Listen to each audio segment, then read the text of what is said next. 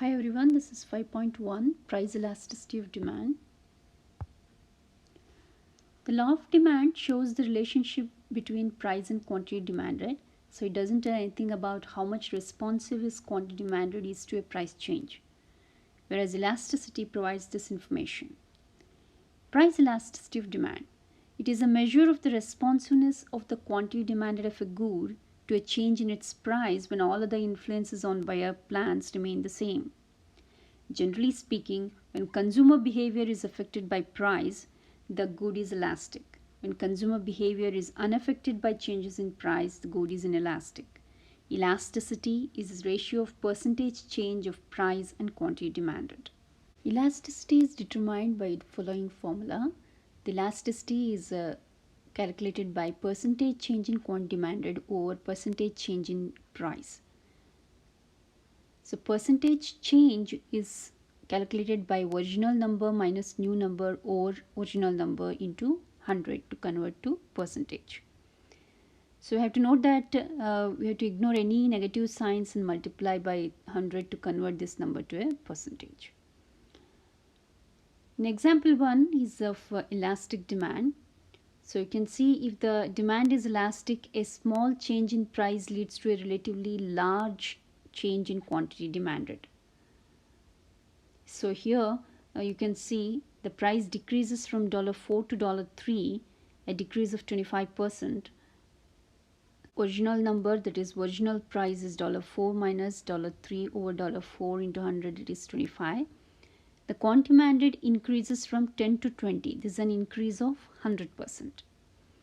So elasticity of demand is equal to 4. So elasticity is greater than 1, so demand is elastic. So in this example, a small decrease in price caused a large increase in the quantity demanded. This is an example of inelastic demand, where you find the curve a little bit steeper, and whereas in elastic demand the curve is flatter. If demand is inelastic, consumers are not very responsive to changes in price. A decrease in price will lead to only a small change in quantity demanded, or perhaps no change at all. In the figure, the price decreases from $6 to $2, a decrease of about 67%, whereas the quantity demanded increases from 10 to 15, an increase of 50%. So elasticity of demand is about 75% or 0.75. The elasticity is less than 1, so demand for this good is inelastic. The increase in quantity demanded is small compared to the decrease in price. There is a special one more elasticity called unitary elastic demand. When demand is unitary elastic, an increase or decrease in price will be met by an equal amount or percentage of increase or decrease in quantity demanded. So elasticity of demand is exactly 1 in case of unitary elastic demand. There is one more formula for this called the midpoint formula. To describe percentage changes more accurately, a simple convention has been adopted. The following formula is more precise, especially when the changes in price or quantity are large. In this method, to calculate the percentage change in price using the midpoint method, we divide the change in the price by the average price, and average price is at the midpoint between the initial and the new price, hence the name midpoint method. So this is the formula. The percentage change in quantity demanded equals percentage change in quantity demanded over Q1 plus Q2 over 2, that is the average of quantity demanded, into 100. So one percentage change in price is change in price over P1 plus P2 over 2 into 100. So we've taken an example, I have solved one example where demand is, you can see the elasticity, the final price elasticity demand is 1.67, which is greater than 1. So the demand is elastic. This formula is more precise because a percent increase in price or quantity is different from a percent decrease in price or quantity over the same range. Here an example, a percent increase from $4 to $5 is 25%, whereas a percent decrease from $5 to $4 is 20%. two-point formula produces the same elasticity measure between 2 points on a demand curve, regardless which point you consider initial point or which you consider the new point. In the figure, at the initial point, the price is $3 a cup and the quantity demand is 15 cups an hour. At the new point, the price is $5 a cup and the quantity demanded is 5 cups an hour. So change in price is $2. The average price is $4, so the percentage change in price equals $2 over $4 into 100, which is 50%. The change in quantity demanded is 10 cups. The average quantity demanded is 10 cups, so the percentage change in quantity demanded equals 10 cups over 10 cups into 100, which is 100%. The price elastic demand equals 100% over 50%, which is 2.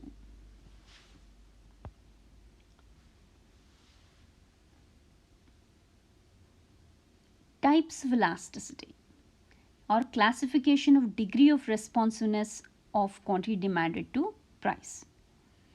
The first category is perfectly elastic demand.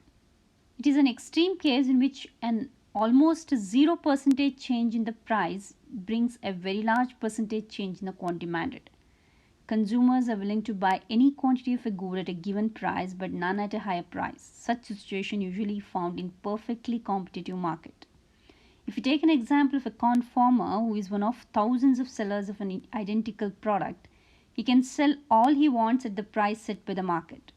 Even if he raises price by 1 cent, no one will buy from him because there are thousands of others who are selling the same product at lower price. Perfectly elastic demand, the elasticity value is infinite. The second category is a perfectly inelastic demand. Has vertical demand curve, you can see in the figure, because price has no influence on the quantity demanded and the elastic value is 0. That means demand doesn't respond to changes in price, so the elasticity is 0. This approximates the demand for a life-saving operation, insulin for a diabetic person, or a drug to which the user is addicted. For such kind of products, whatever be the price, the consumer is ready to pay. So its demand is inelastic for such products.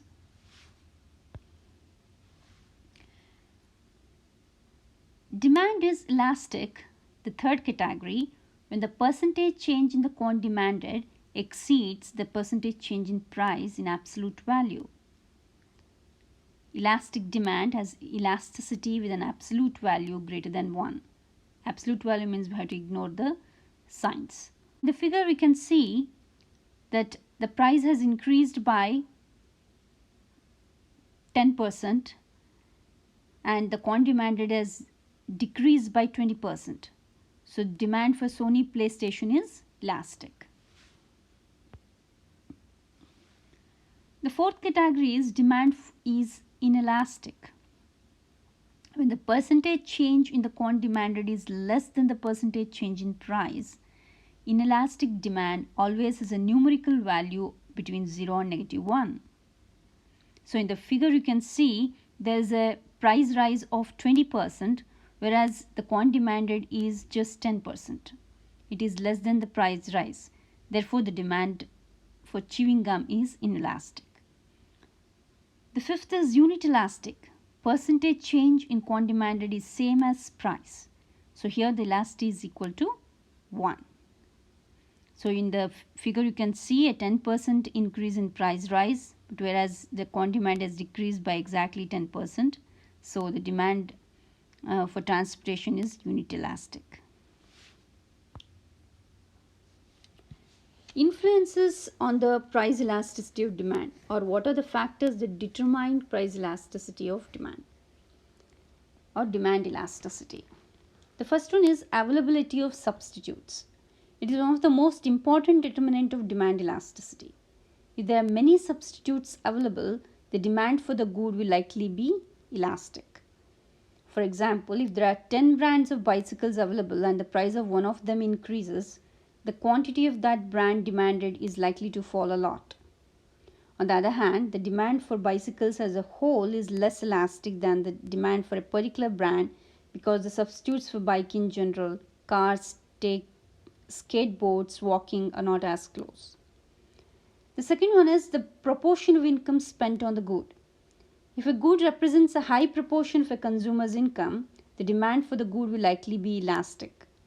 For example, if you pick up a pack of mints once in a while, you might not notice an increase in price from 25 cents to 35 cents. Yet this is 40% increase in price. In cases such as these, we are not likely to respond very much to changes in price, and demand is likely to be inelastic. Since housing takes large proportion of your budget, if your apartment rent doubles, you shrink, and for more roommates, so the demand for housing is more elastic. The importance of the good, or the luxury versus necessity. The less essential is good is, the more likely consumers are to forego the good when it becomes more expensive. Goods such as exotic vacations are luxuries. You don't absolutely have to go to the Disneyland trip this summer. If a good is very important to the consumer, like necessities such as food and housing, the consumer will continue to purchase even if the price changes, and the demand for that good will be inelastic.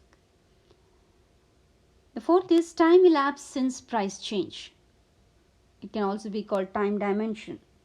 When time is short, it is more difficult to change the purchasing pattern in response to price changes. Therefore, in the short run, elasticity demand is inelastic.